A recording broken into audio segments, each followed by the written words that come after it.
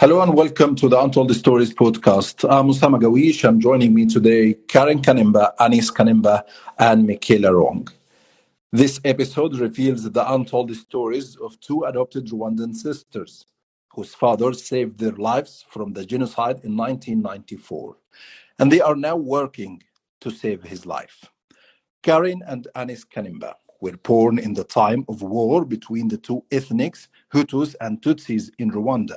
They both witnessed the killing of their biological parents during the horrific genocide, where 800,000 people were killed in only 100 days. The two young sisters were adopted and fled Rwanda after multiple assassinations attempts on their family.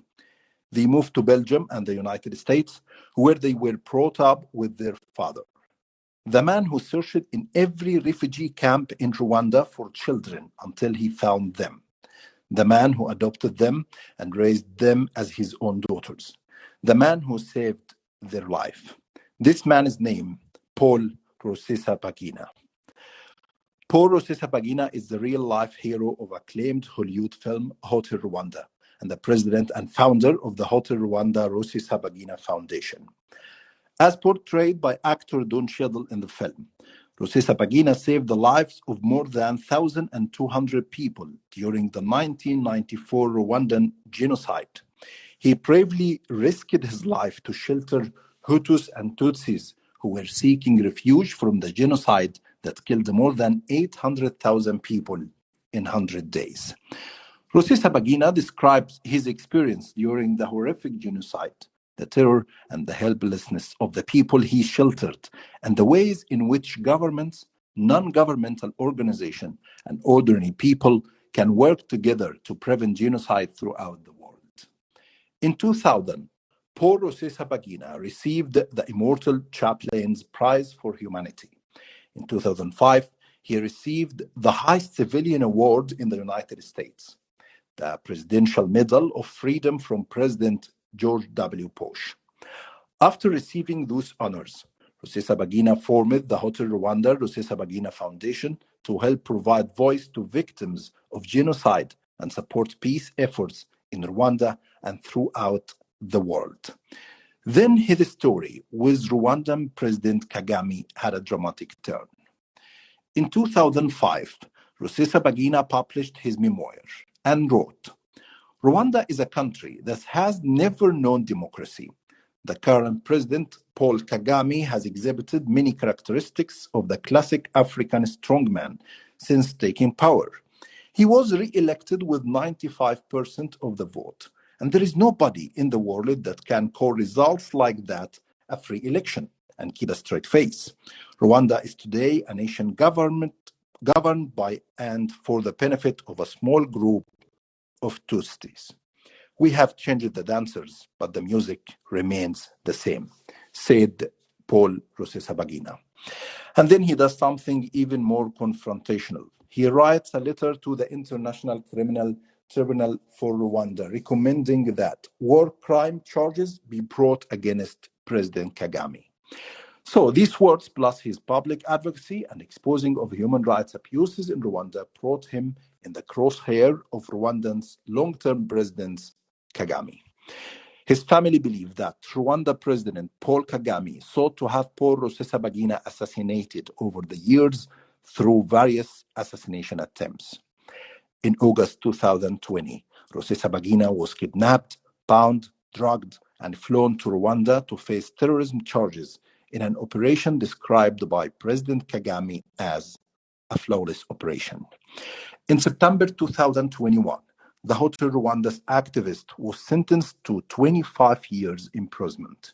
Many international bar councils and human rights organizations consider his trial as a politically motivated show trial. Paul Rusesabagina remains detained in Rwanda until this day. A global campaign is being led by many across the world for his release. So, to find out more about the untold stories of Carine and Anaïse Kanimba, how is Rusesabagina in Rwandan prison now, and the global campaign to freeing him, and an overview on the Rwandan situation, let me welcome my guests in this episode. And I start with Carine Kanimba. Carine is a graduate of Northwestern University and went on to receive a master's in law and economics from Aix-Marseille University, Erasmus University Rotterdam in the Netherlands, and University of Bologna. She fled Rwanda as a child during the horrific genocide and multiple assassination attempts on her family. When Carine is not fighting for the freedom and justice of her father, Paul Rusesabagina. She works in finance to pursue knowledge and opportunity in the name of giving it back to the most vulnerable population in the world in the sector of impact investing. Carine was a victim of the Pegasus project. According to Amnesty International forensic analysis, Kanimba's phone had been infiltrated by an Israeli surveillance software since at least January this year. And my second guest in this episode, Anaïse Kanimba. Anaïse is co-leading with her sister Carine the Freedom of Their Fathers campaign. She spent the last several years working in the international development space, focusing on digital health and analytics. She graduated from Georgetown University with a bachelor's degree in biology of global health and a minor in African studies. And our third guest in this episode, Michaela Wrong. Michaela is a journalist based in London. She has spent nearly 3 decades writing about Africa. First, as a Reuters correspondent based in Cote d'Ivoire and former Zaire, and then as a Financial Times Africa correspondent based in Kenya.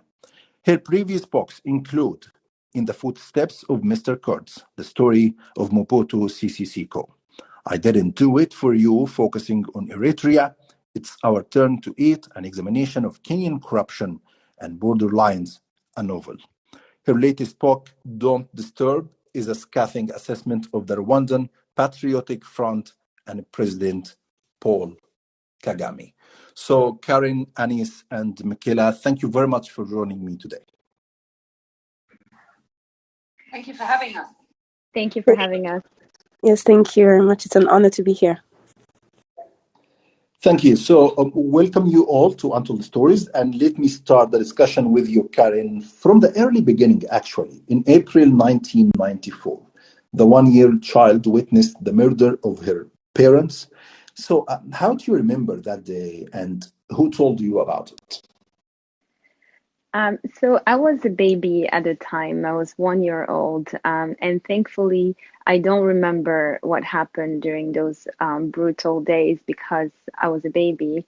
And it's a good thing because many people in my family who survived and remember every second of the genocide still have PTSD or post-traumatic stress disorder from hearing a loud boom brings them back to those days. And so I'm grateful now to have the memory of my biological parents' killing. However, some people, my aunt was with my parents when they were both murdered, and she was able to tell us the story. And my mom as well was able to, my adoptive mother was able to tell us as we grew older what had happened to our parents. And it's something that took many years for us to process, to understand, and to also be grateful that we are still alive today. Yeah, and it's, in a TED Talk in 2019, Carine said that you were laughing during that day of genocide in Rwanda. So how do you remember that day? Yeah, so I actually have also, like Carine, I don't remember all those details. The details that I've learned of our parents' killings were through our own family. And as you can imagine, it's been very difficult for my aunts and my uncles to be able to tell us about the death of their own brother and sister-in-law. In explaining to us. So it's always been a very difficult experience talking about it. For me, my earliest memories, I think, what's been very difficult throughout my teenage years. And when after I found out about my parents' kidnapping was the movie Hotel Rwanda. I always picture those faces of the actors that play my parents' faces instead of remembering their real faces, because during the genocide, they actually burned a lot of memories. They wanted the rebels, the Interahamwe, would burn photos, would burn anything on their way, so to erase the lives of the people that they killed. And so the only early recollections that I have actually come from this movie, Hotel Rwanda. And it's a hidden love relationship because, it's this movie that has shined light about the story of many people in our country. But at the same time, it's also taken away what I had about my parents and between this, I think, affinity and these images that I had able to create from the photos that were left. So it's a mixed feeling, but like Carine, I think it's helped me be able to move on in my life and live my life in a different way that other members of our family have had to experience because they lived it and they saw all the atrocities. Yeah, and Michaela, my question for you as a veteran journalist who covered African countries for many, many years is the international community was aware about the Rwandan genocide before Hotel Rwanda movie? Well, it depends who you talk to. Diplomats and aid workers and journalists who worked in Africa were certainly aware of it because they covered the story in a lot of detail. I mean, they were slow to the story because one of the misfortunes of history is that the Rwandan genocide coincided with the first elections in South Africa, which was a good news story. So a lot of the journalists who were based in the continent and were expecting they headed for South Africa, and then the Rwandan genocide exploded, and it meant that they were in the wrong place, and they couldn't quite believe what was happening. They didn't understand, they didn't have the background, and so the coverage was very slow to get started. But of course, once it did start up, it was such a massive, appalling, horrible story that it became the biggest story, in Africa, and has remained so in many ways for a long time. So I think that international community does know about it. But if you talk to an ordinary person on the street in Britain or France or Italy or the States or Canada, they will probably know about Rwanda because of the film.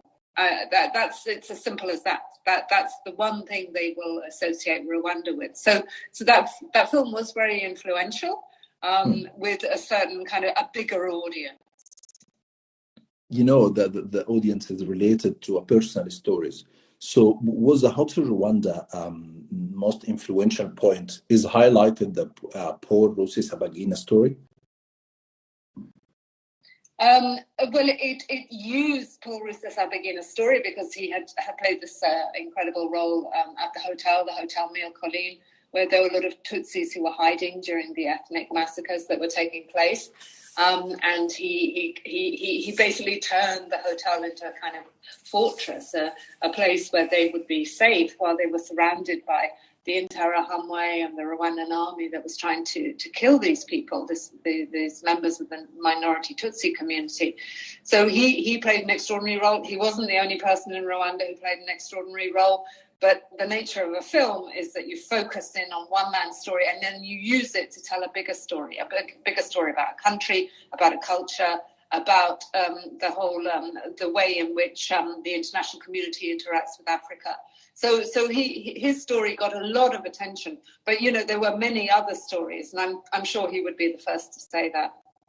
Yeah, and Karen, back to you again. The people know about your father's story, about Paul Rusesabagina's story, the Hotel Rwanda movie, as Michaela mentioned, but there is untold stories of yourself and Anaïse with this man, actually. So when was the first time you know that Rusesabagina is not your biological father? So I learned about that he was my adoptive father when I was 7 years old. My mom had taken my sister Anaïse and I in the bedroom, and she sat between us and opened a photo album, which we have very, very few photos from before the genocide because, as Anaïse mentioned, many things were burned and destroyed. So she held on to one photo of our mom and of our biological mother and one photo of our biological father. And she pointed to them saying, I have something to tell you. I am not your biological mother. I'm not the mother who brought you to earth, but these are your parents. And she explained how they had died during the genocide. And what we learned is that in the beginning of the genocide, as our parents, who were both ethnic Tutsis, were told that they would be taken somewhere to safety. There were trucks and a lot of people outside in the streets saying, "Come on out, everyone," encouraging all the people in the houses to come out, and that they were going to be taken somewhere to safety because the genocide had begun and the danger was all around them. As they gathered, our parents my sister Anaïse and I, our parents were carrying us. As they gathered us in the center of the road, along with all the neighbors, they began shooting at us, and we all fell to the ground. Many people were killed. Many people were hit by bullets, including our father. And he died at that moment. And the shocking thing that my aunt remembers from that moment is that Anaïs, who was 2 years old at the time, didn't know that that they were shooting at us. So she started laughing. And so my aunt had to hold her mouth, my sister's mouth, in order to keep her from making more noise and attracting attention. And so at the moment, we realized our father had been hit with the bullets and he was no longer moving.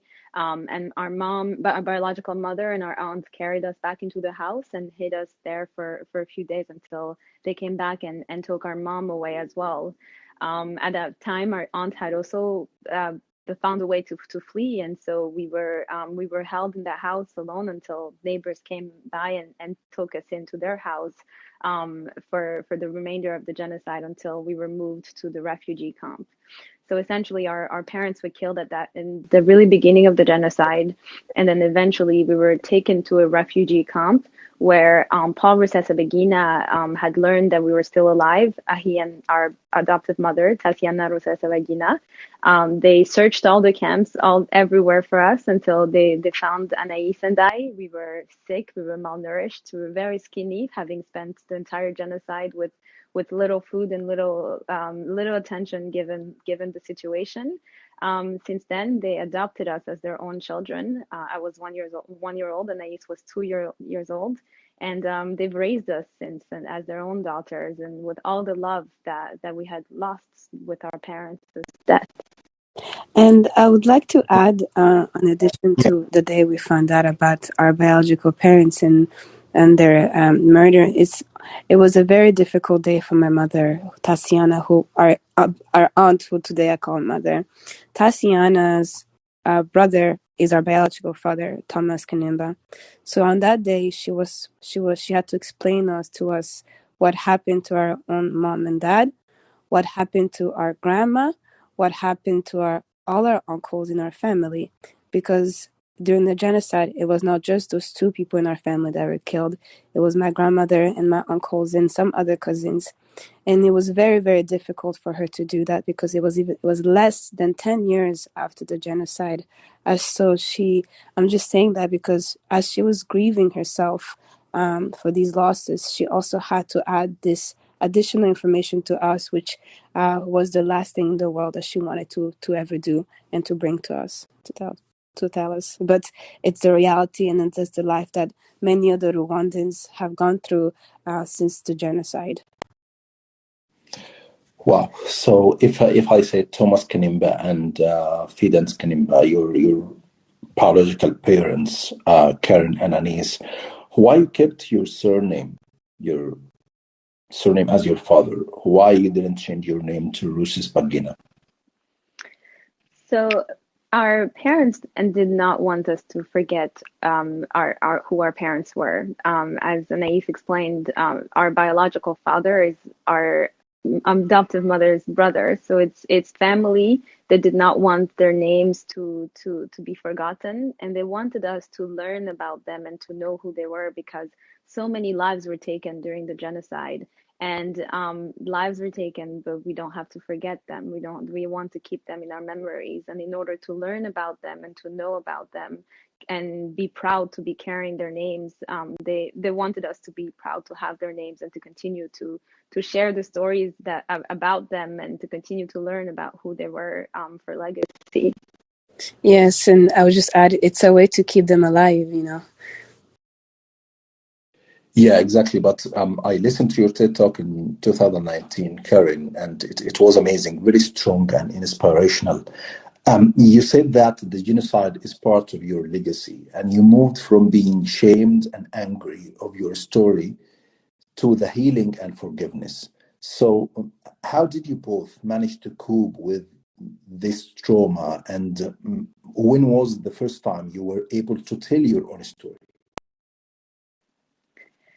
So it was a process. It certainly was a process, a healing process, because we learned it at a young age. You know, it's at 7 years old, you're too young to process information about genocides, about killings, about the tragic history of our country is hard for adults, then let alone children to comprehend. So there was that aspect of not only trying to make sense of something that is impossible to make sense of, like a genocide, but also at a young age, you know, we kept our adoptive parents kept our biological parents' names, Anaïs and Carine Kanimba, and which meant that in school, although we had a brother who is our adoptive brother, and his name is Rusesabagina, we were all in school together, and our teachers would say, well, you are all siblings, but somehow your brother's last name is Rusesabagina and your last name is Kanimba.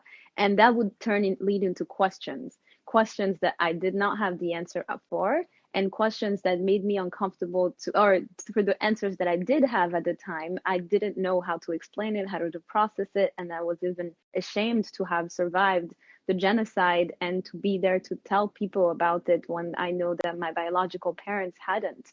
And so all of this at a young age was difficult. And I think both the shame of that, but also the anger that I felt from knowing that somebody killed my biological parents. It wasn't a natural death. So I had anger as well, anger for people I did not know, for faces I did not know. And it took a long time speaking with my parents and my sister about it in order for us to really understand and to make sense of it and be and find strength within it.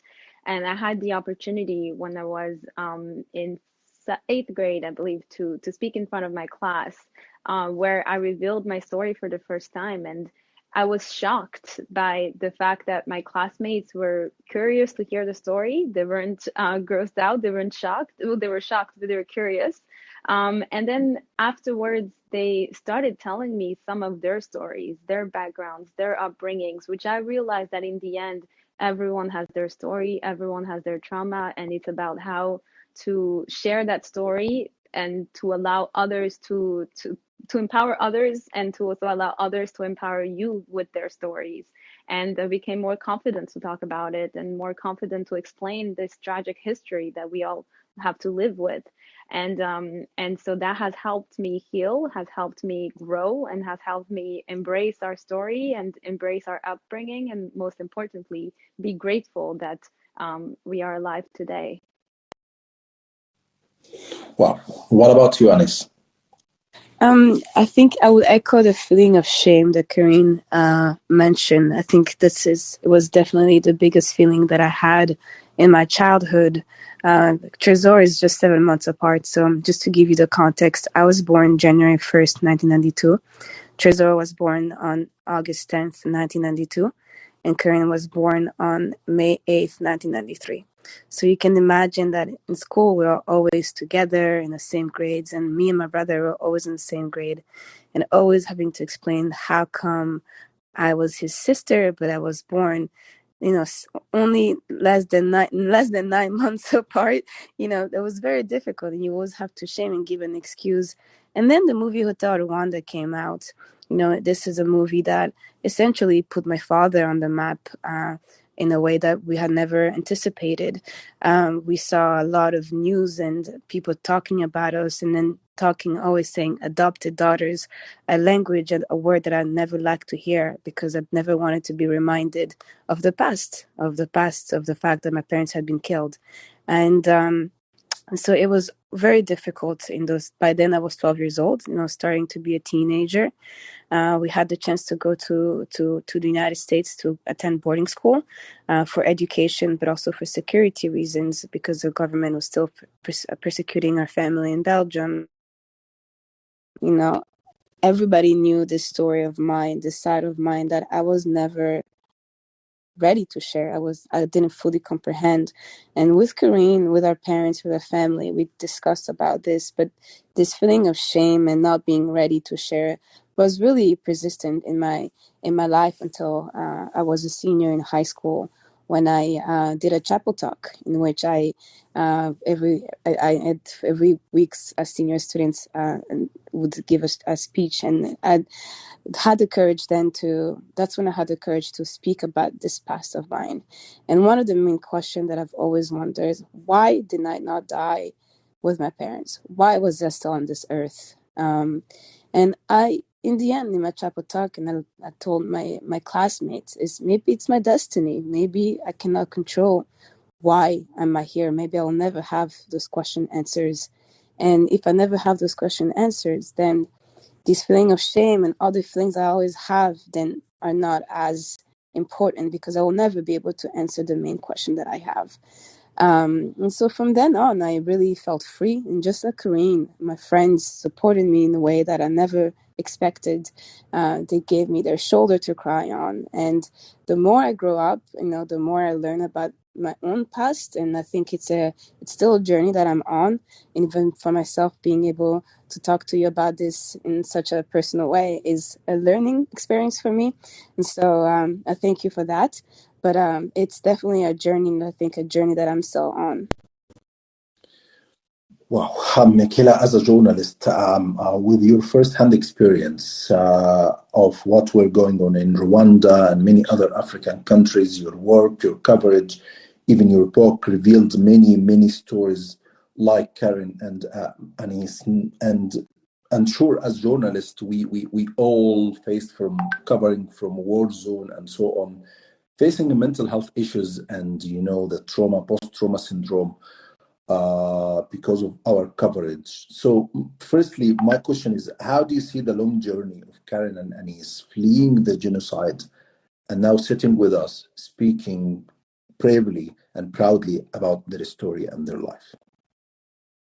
Well, I met the girls recently here in London, and I was very, very moved by their stories. And to be honest, we didn't go into the detail that you just have during your program. So I'm learning and digesting what I've been hearing, and I find it very, very moving and very, very insightful.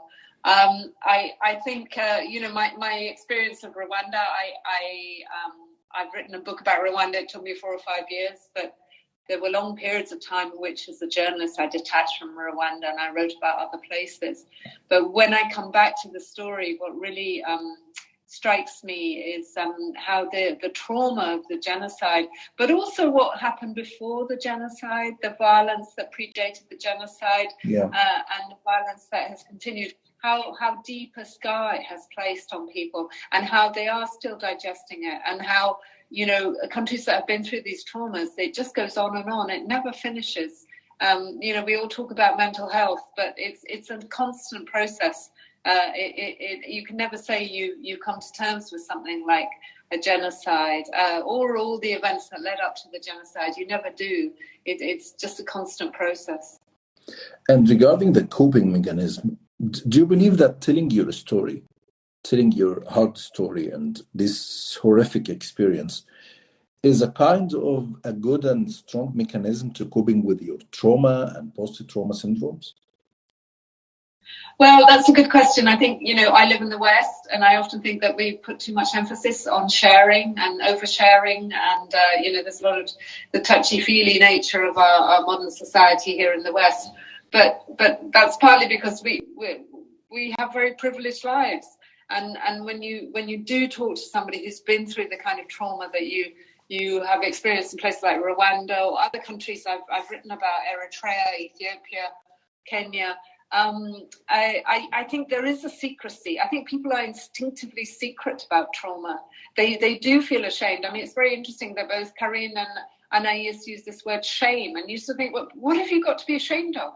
Why should you feel shame? Why should anyone feel shame at having been, having had this terrible violence inflicted on their family? Why should that make you feel personally ashamed? But that is the way we are as human beings. And I think there is a tendency, there's this human reaction to just close down, keep it to yourself, not share it, not talk about it. And yeah, that then does present a problem, because when you bottle it up, one of the tendencies, the things that happen is then people want to take revenge later on. And you see this in country after country, in Rwanda, Ethiopia, Eritrea, that if you've had terrible atrocities inflicted on your community, you then want to go and do the same thing on the community that you blame for those atrocities. And then you get in this cycle of a never-ending violence. Yeah. And I think, speaking out is therefore very important, because people on both sides have to recognize what communities did to one another. And the trouble is that we often have a very partial narrative, and in Rwanda it's a very good case of this very partial narrative in which victor's justice is the narrative that has taken hold. And we need to accept that is not the full picture, and you're never going to have peace in places like Rwanda unless you admit what both communities, and the militias and the fighters associated with them, what they did.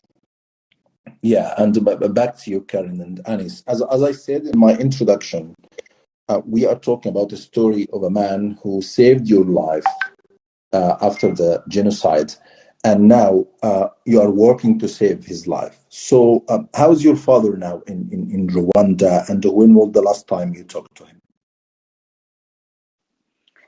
So our father, as you know, was kidnapped in August of last year. He was kidnapped via a private jet via Dubai and taken to Rwanda forcefully in violation of international law, because the Rwandan government did not use the legal methods of extradition like they have in the past. And that is because they had no credible evidence against our father. So they had to kidnap him, take him to Rwanda, and tie him, torture him for 4 days before parading him in front of the media. Afterwards, he was denied his medication that was sent to him via the Belgian embassy. And then he was put in solitary confinement for over 260 days, which is a violation of the UN Nelson Mandela rules that states that more than 15 days in solitary amounts to psychological torture. So he was kidnapped, tortured physically and psychologically, denied his medication, and then even denied access to his chosen lawyers to represent him for the show trial that the Rwandan government wanted to put together. And so since then, our father, who, as you mentioned in the introduction, was convicted in September for 25 years of prison. But it's a trial that has been qualified as unfair and lacking of due process by all standards, and that's why we're now working to free him.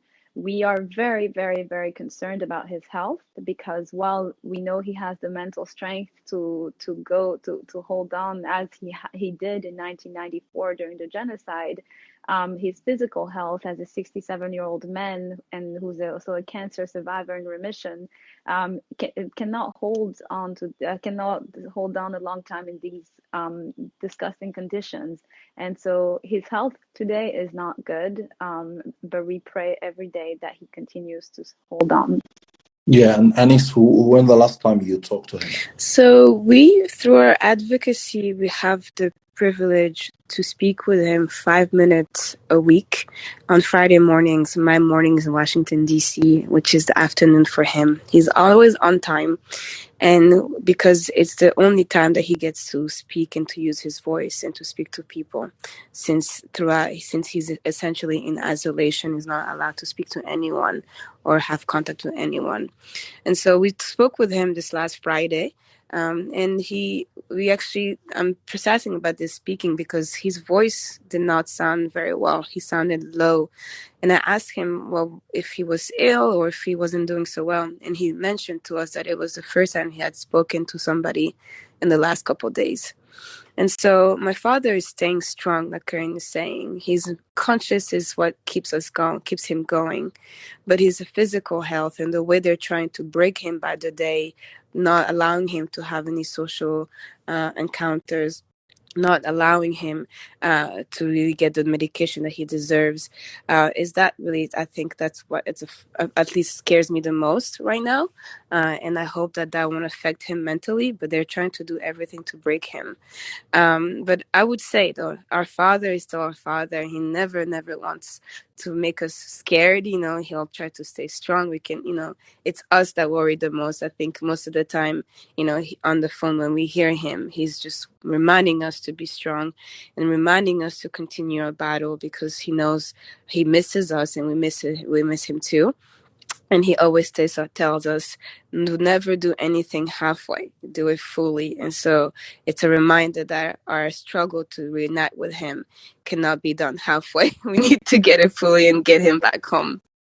Yeah. And I will come shortly to the global campaign you're leading with your sister to freeing your father. But Michaela, the government in Rwanda accused the Rusesabagina as the founder, sponsor, and responsible of the FLN militia. And the government claimed that Hotel Rwanda's activists declared a war against President Kagame regime, who he said on a video in 2018, and I quote, "The time has come for us to use any means possible to bring about change in Rwanda, as all political means have been tried and failed. Thus, I pledge my unreserved support that National Liberation Forces launches against the Kagame army to free the Rwanda people." So, what are your views on that? My views on the trial boil down to I expected a better trial. In that I've never met Paul Rusesabagina.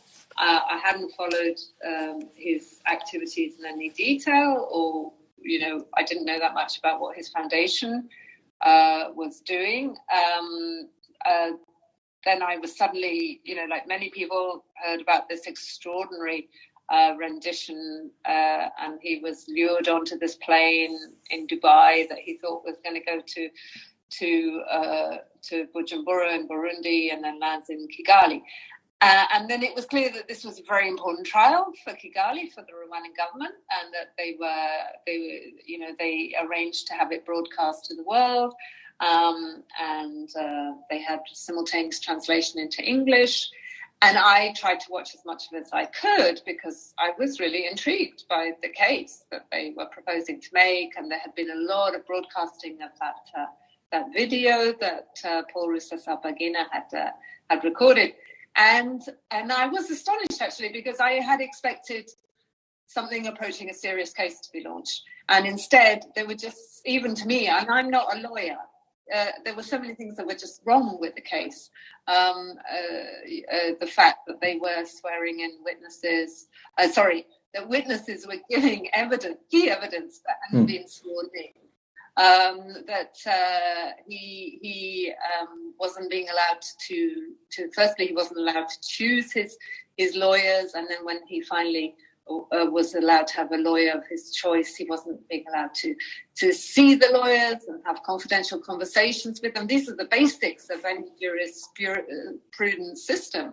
The fact that he was being held in solitary, the fact that he was being tried simultaneously by Paul Kagame and the Rwandan media, who were constantly pronouncing him guilty in the media. And, the President Kagame, the most important man, most powerful man in Rwanda, was constantly saying he was guilty long before the trial took place. There were just a series of, the fact that there were only sort of two key witnesses, and when they presented their evidence, it turned out that it didn't prove what it was supposed to prove, and that these witnesses were in themselves had been discredited because they'd been used in other cases against key opposition figures. Yeah. There were just something wrong with it. And I just sort of thought, what is the point of this trial? Because you haven't established your legal case. This is not legally impressive. This is not going to convince anyone. And I ended up concluding it was basically a performance of a trial, and the performance was aimed at dissidents and at anyone who was thinking of standing up to Kagame and criticizing his government and criticizing his record on human rights and on democratic accountability, press freedom. And it was about him saying to the world, listen, I can get you wherever you go. You think you can flee me, you think you can move abroad, you can move to Belgium, you can move to the States, and then you can dare to criticize me and my But Michaela, the problem is President Kagame, he wants to be introduced to the international community as the man on the white horse who ended the genocide, rebuilt the country, and reformed the economy. However, what we have seen recently, he's arresting his opponents, murdering politicians in exile, and spying on dissidents' phones like Carine and Kanimba. So what is the real face of Kagame's regime? Yes, well, I completely agree. I mean, my book, Do Not Disturb, basically delves into that side of the Kagame government. So if you visit Rwanda today, and many journalists do, and Western journalists in particular come away and they say, oh, it's so quiet, it's so safe, there's no corruption, policemen don't ask you for bribes, it's so neat, and it's so well ordered, and everyone seems to really respect the government and the president. And then you look at the record, and what you see is, this is a place where all power has been centralized in one man over the last 27 years, that he can keep running indefinitely. He's changed the constitution. He's arranged for it to be changed so they can keep running. That he wins 99% of the vote, supposedly, in elections, which, as Paul Rusesabagina himself, not at all credible, that there is no independent press, that all the local media in Rwanda is just sort of repeating praises, and they're singing his praises all the time. And then you look at this record, exactly that, what you said, that inside Rwanda, anyone who criticizes him or who just doesn't seem to be quite effusive enough in their praise, they're either disappeared, or in many cases they are killed, or they're arrested. And then the people who flee are usually journalists or political activists, or former members of his own regime, his own elite regime. Or maybe Hotel Rwanda's activist daughter, Carine Kanimba, and let me go to Carine, because you are a recent victim of this regime. It looks like the Rwandan government are coming after you, Carine. The Guardian reported that you were a victim of the Israeli spyware Pegasus. The report strongly suggested that the Kagame government, which has long been suspected of being a client of the Israeli surveillance firm NSO, has been able to monitor your private calls and discussions with US, European, and British government officials. However, a spokesperson for the Rwandan government said that the country doesn't use this software system. So what happened with your phone, Carine? So Amnesty International Security Lab, which conducts forensics analysis on cell phones, conducted a forensics analysis on my phone and determined that my phone had been infected with the Pegasus software. And they had very strong indications that this was from the Rwandan government. And this is frightening for me. It makes me shake to my bones, frankly, because I know that for many years, the Rwandan government followed my father. They surveilled him. They tried to intimidate him. There were even assassination attempts in our home in Brussels. They broke in and destroyed things. And so I know that this is a method of the Rwandan government to surveil and follow and intimidate people. And we also know that this led to the kidnapping and torture of my father. So I'm frightened that because I'm speaking out on behalf of my father, because I'm standing for human rights, that this will happen to me next. They have already proven that they can spy on me and follow me virtually, and now we've learned physically.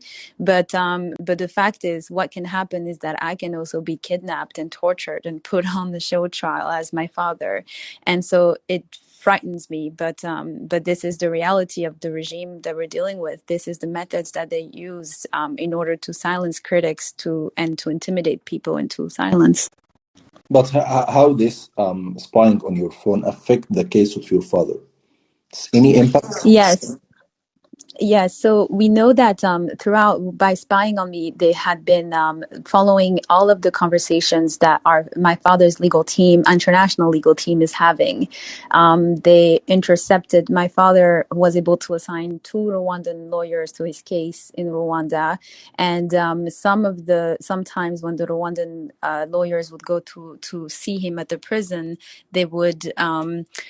They would look for documents that we had never told our Rwandan lawyers and had only discussed internally with our international legal team, and they would try to confiscate things from them. So we know that it directly impacted their actions and how to interfere with my father's legal defense. But they also listened in on conversations that I had with the Belgian Minister of Foreign Affairs in her office. They've listened, and this is all visible through the forensics report. They've listened in and followed the communications I've had with members of the British Parliament or the US State Department. So they not only spied on me and my family and my father's entire team, but also on other governments that I had contacts with, such as the Belgian government, the UK government, the US government. And so it's frightening that they are still, even after kidnapping our dad, they are still trying to stop us from the efforts to save his life. Yeah, talking about all these Western governments, Anis, regarding the international campaign to freeing your father, in June, the US-based Lantis Foundation for Human Rights and Justice filed a formal petition to the US State Department and Treasury calling for Magnitsky sanctions against 2 persons. Firstly, the Rwandan Justice Minister, Johnston Businga, and the head of Rwanda Investigation Bureau, called Janet Ruhango, for their role in human rights violation committed against Paul Rusesabagina. Would you please give me more details about this petition and about this Magnitsky sanctions? Yes, of course. So, so the Magnitsky sanctions today are one of the few tools that governments have around the world to hold accountable corruptions and human rights violators. And the Magnitsky sanctions are global. And so the Lantos Foundation leveraged this tool that governments have to hold accountable the people who have essentially orchestrated and led my father's kidnapping, which is an illegal activity, a criminal activity. And so they actually did this in the United States with the Treasury and the State Department. And they also filed the same sanctions in the United Kingdom because the United Kingdom is also part of the country that have enacted the global Magnitsky sanctions. And throughout last a couple of weeks, the United Kingdom Parliament has started to think critically about these sanctions specifically to Rwanda, and like the people you said here, Busingye and Janel. Former Minister Busingye is very interesting because he was actually nominated by the Rwandans to become the ambassador of Rwanda in the United Kingdom. So it's even more important and more critical for the British Parliament to consider this critically, because the person who oversaw this injustice, this lack of fair trial, who oversaw the illegal kidnapping of my father, is the same person that Rwanda wants to bring to the United Kingdom and to represent them. And I believe you briefed the House of Lords in the UK recently about this case and about the Busingye's case, yeah?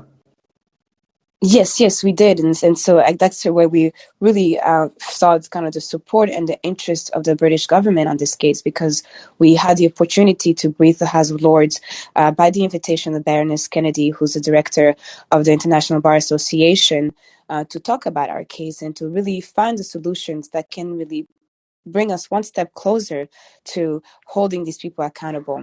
And one of the solutions that came to this meeting was the Magnitsky sanctions. And we had the honor to have Bill Browder, who's worked a lot with the British Parliament on these kind of sanctions, to also provide his input. And so we've seen that a lot of people in the United Kingdom are very worried about these kind of violations, because in addition to having Rwanda, to having this minister come as the ambassador to the United Kingdom, Rwanda is also going to be at the head of the Commonwealth for the next 2 years. And what happened to my father is anti-Commonwealth principles, and the list can be long on some of the things. And so the number one, though, is the rule of law and human rights and democracy.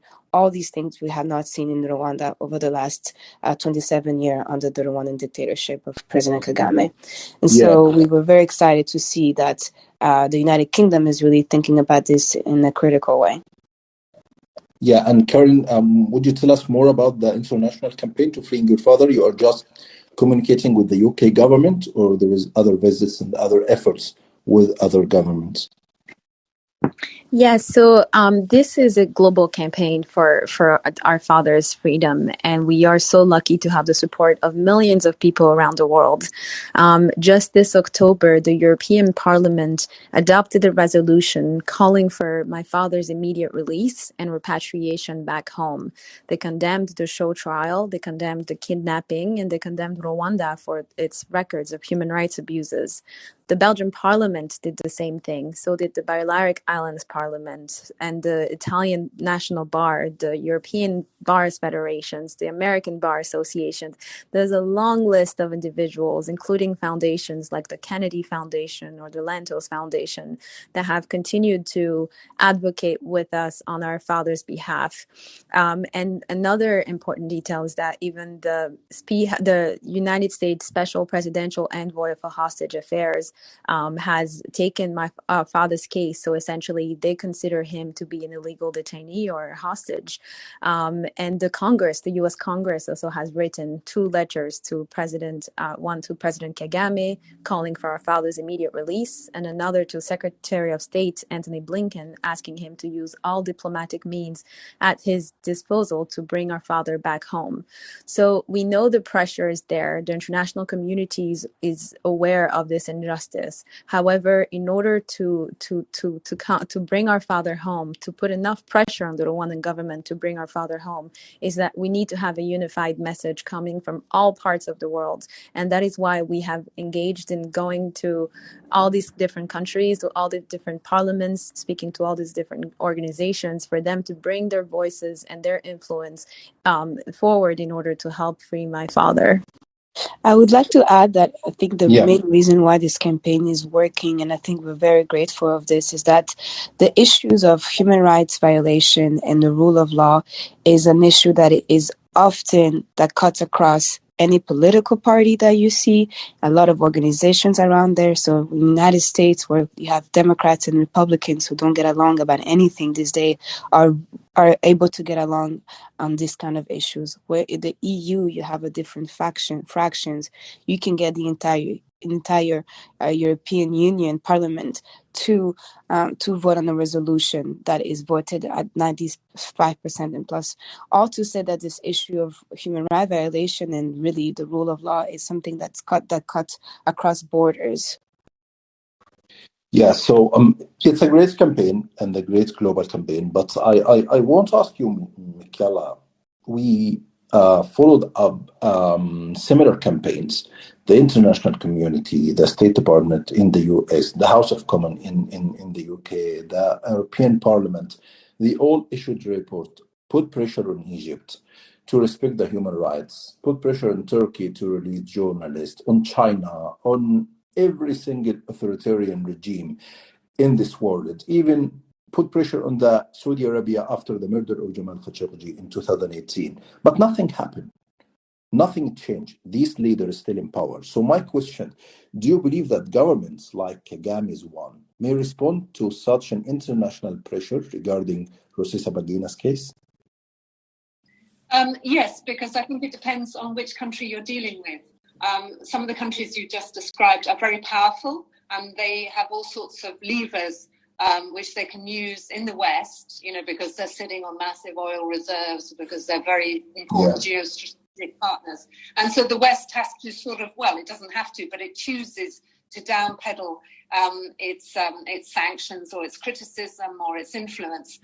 With Rwanda, people tend to forget that the Rwandan government depends for its operating budget on over 50% of its operating budget is paid for by aid donors, by bilateral donors.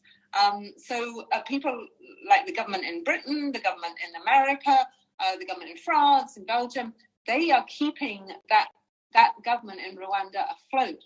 And so when at a certain point those governments decide that this is should be a pariah nation, or this is a country that is operating outside the norms of decent behavior, it's going to matter a lot.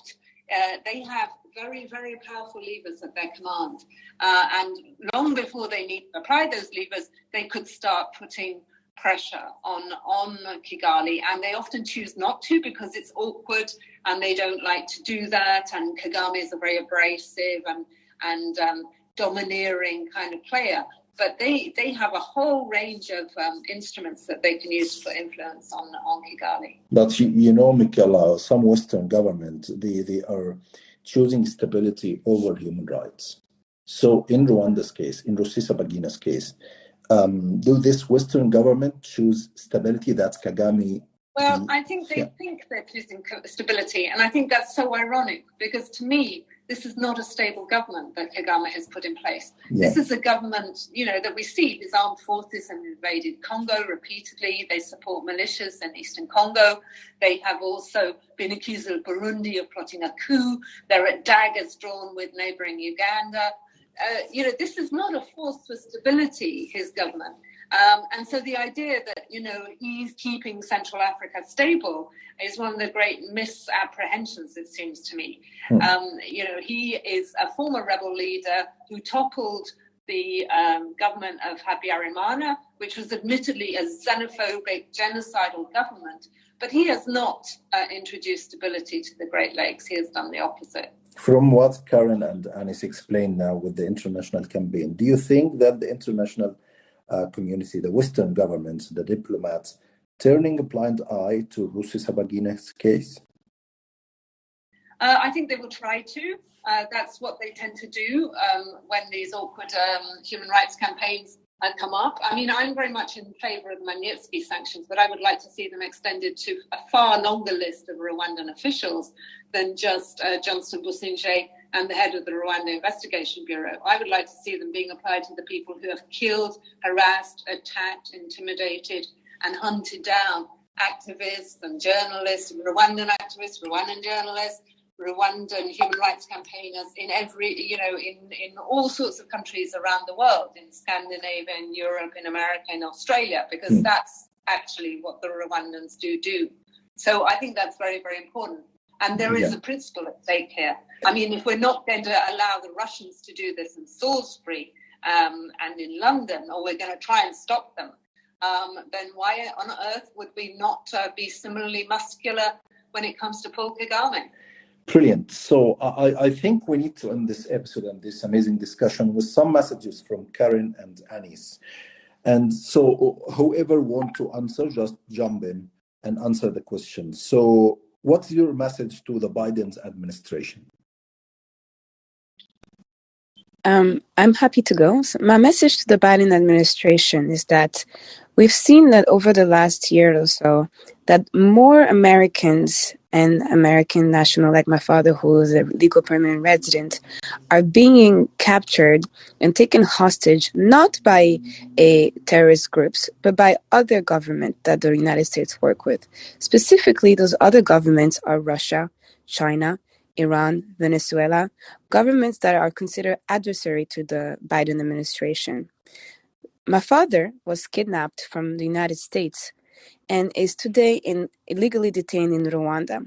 Rwanda is a country that is partnered with the United States, a country that benefits greatly of U.S. taxpayers' money, a country that has judicial cooperation with the United States.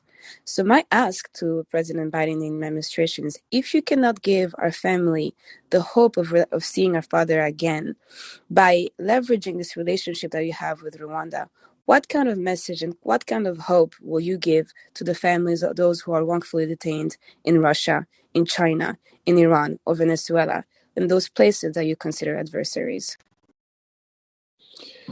Great. And Carine, what's your message to the Belgian government and European countries? So We're grateful to the European Parliament and the Belgian government that have already spoken out on our father's behalf. We know that they have adopted several resolutions. They have been publicly vocal in criticizing what is happening. However, words are not enough, and we need actions behind those words. We need to see actions, and we need to see them putting enough pressure on the Rwandan government to let our father go. Our father is not only a human rights activist, he's also a hero to the 1,268 people whose lives he saved during the Rwandan genocide. But he's also our hero, our father who saved us, adopted us, and raised us as his own. He needs us to save him now. So we ask everyone in Europe and in America and in Africa and everywhere across the world to help us to join this campaign and help us bring our father home. Excellent. And Michaela, if I ask you about your message to President Kagame. I would, what, to President Kagame? Yeah. I would like him to start respecting international human rights norms.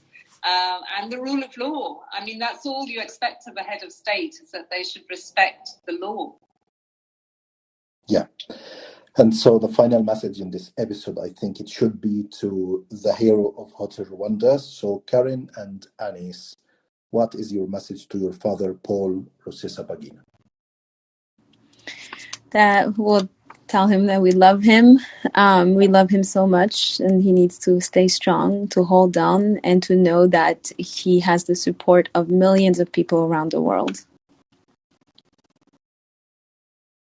I would say, Papa, hang in there. We got this. We're working very hard for you, night and day, and know that you're not alone. You're not alone, and everyone is behind you, and you will get out of there, and we'll give you a hug very soon.